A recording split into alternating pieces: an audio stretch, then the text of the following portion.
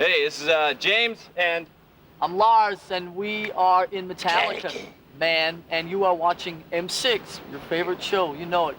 yeah. As far as the record being more accessible, I'll agree with that, but that's only because I know that we didn't write it that way purposely. We sat down and wanted to write some songs that we would be more into playing, that would be more fun playing, and we also wanted, you know, a lot bigger sound on it. And when you combine those elements, then you end up with a record that's just not as harsh as the last one. And I think that the fun and the attitude that we've been able to put down in the grooves on this record is what makes the record sound more accessible to some people.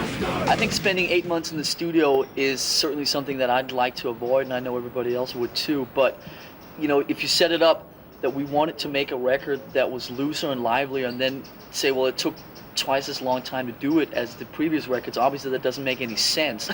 But a lot of things about Metallica in the studio don't make a lot of sense, and this is the amount of time that it took for us to get that attitude and that loose feel across, because we had to do a lot more takes of everything to like really get to the point where we're relaxing. So sure, 8 months in the studio is hell, but that's what it took, and I think we all just realized that and had to do it. I think, like anything, people get bored with stuff and you got to kind of move on.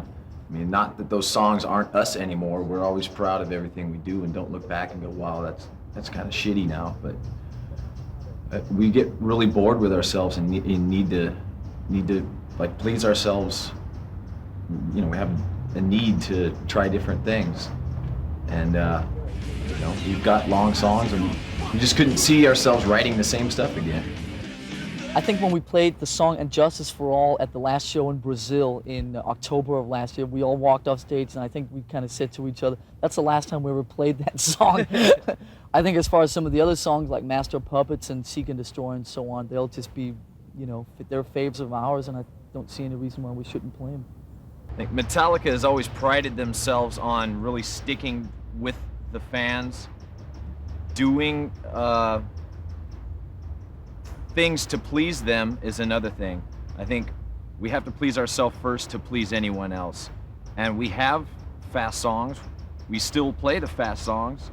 And the fact that there's not any super thrash metal tunes on this one doesn't mean that we don't like playing that anymore. It basically came up because we didn't have any good faster riffs, and all the other riffs kind of were better, and we used those instead.